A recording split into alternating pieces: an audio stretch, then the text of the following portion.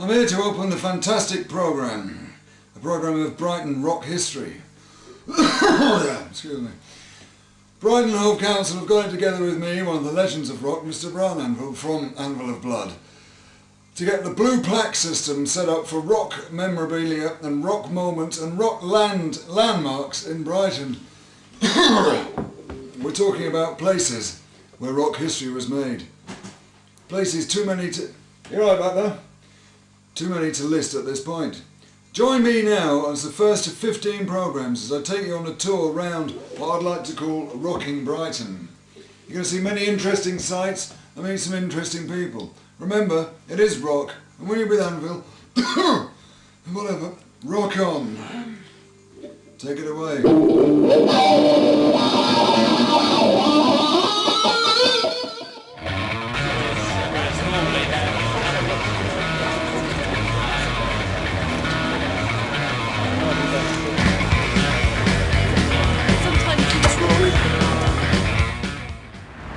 There's three young men in a band that were going to change history. I won't tell you the name of the band, I'll let you guess.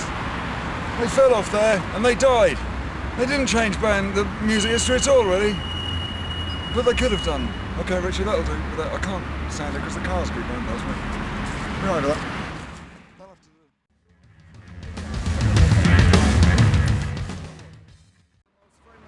He's you, isn't he? Yes, it is me, though. It's Brian Anvil, isn't it? It is Brian Anvil. Shake your hand. Yeah.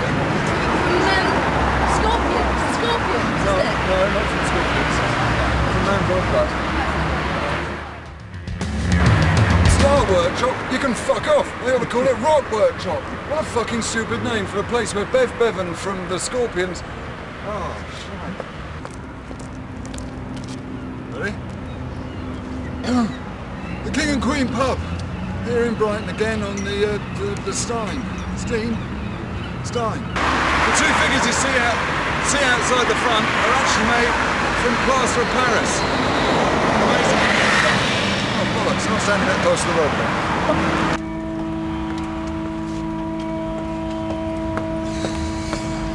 Welcome back to the psychedelic 60s.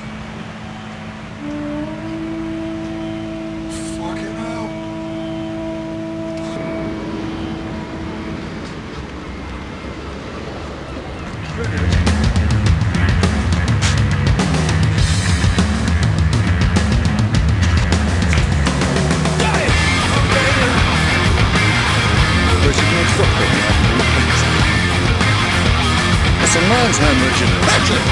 This was my first concert. I was 9 years old. It was about this big. And I had one drum. Oh, forget it, Richard. I'll have to do it again.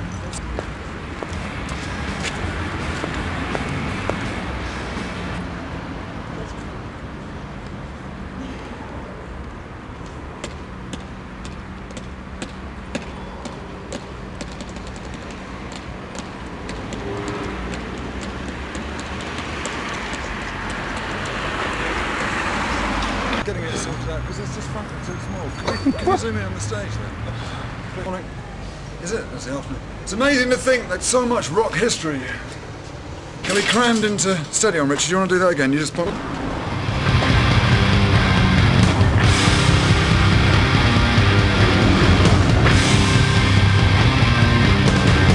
Welcome to Rock Street, Brighton. Can you imagine the tragedy that happened with that window? Nothing to do with the window. The window was in place. It could have been replaced. It's not UPVC, but it is reasonably modern. It wouldn't have been modern in 1967 when everyone was out of their mind on drugs. A young lad of 17 practicing the guitar. 1 minute he's up there thinking he can fly because of LSD. You know what that's like. The next minute he's on this floor. Here, Richard, I want you to zoom in here on the floor to where a legend came to be demised. Here. This contact is where it all ended. Musical legends are made quickly and die even faster. Robbie Smith, he's gone. He was there, he was in an ambulance, and now he's in the ground. That's rock. Let's move on. I'll make a personal statement. Brighton and Hove Council It's more expensive to live here than it is to live in a golden tent in Dubai. I'm not happy about this, I'm fucking annoyed, and I'm angry. It's got nothing to do with rock history, but if you want me to put blue plaques all around your bloody town, get rid of rats! Shite. I'm angry, Richard. I'm not allowed in and I'm a superstar. Imagine how exclusive it is to people like you. About the chains that bind us together as rock musicians. Imprisoned by Imprisoned by none other than my own mother. That's pretty bad. Just for the record, you'd agree with me that we do need blue plaques in Brighton? Definitely, I would have said so. There we are, straight from the horse's mouth.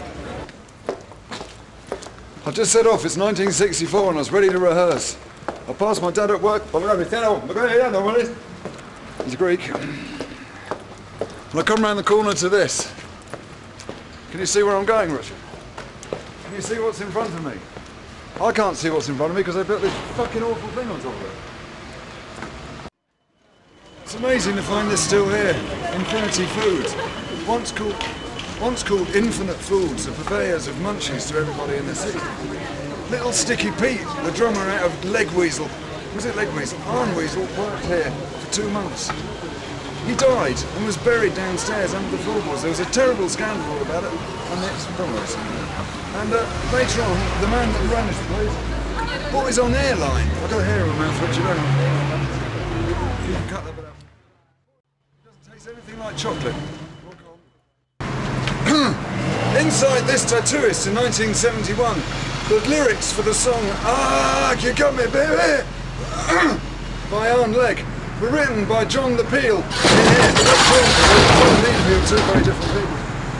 The only time that the lyrics to a song have ever been scribbled down by a tattooist on the back of someone's scapula, now that's a shoulder blade for ignorant people. When you're walking around Brighton and you're looking at a tattooist and it's summer, you're thinking of getting a tattoo, don't think about music. As you can see, I'm now standing outside the hallowed bar of the ComEd here. The sign's gone out up there, as you might have noticed, and it says Comedia. I'd just like to say, ironically, after all the things that have happened in rock music in Brighton, nothing has ever occurred of any worth inside this building. Okay, I don't know. Walk on. Titchbourne Street. A name that he was later had up for in court by Mark Bolan.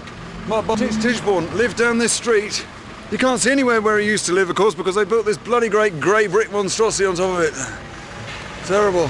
Titchbourne was a Christian. Of him, the only way was up. Isn't that ironic that Titchbourne Street has an arrow pointing straight to hell, heaven?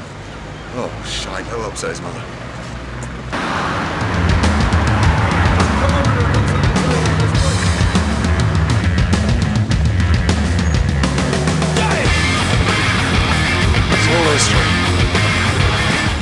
Do you like rock music? I certainly do. Look at my hair. A metaler, if ever I saw one. What's your name, young man? Vaughan Williams. Vaughan Williams. A musical name. Very musical. Vaughan Williams there would agree with me that we need blue plaques in Brighton. Need I say more, Richard? Thank you for joining me on my rock history tour of Brighton. I hope you saw some places that you recognise. And I hope you heard some history that you found interesting. Remember, in part 2, I'll be going to the marina where they found a sunken submarine that contained a whole band of dwarfs. They've been playing rock music as early as the Middle Ages. Thank you very much for joining me, and remember, if it's not rock, it isn't worth a bollocks. I've been Brian Anvil, you've been fantastic, and anyway...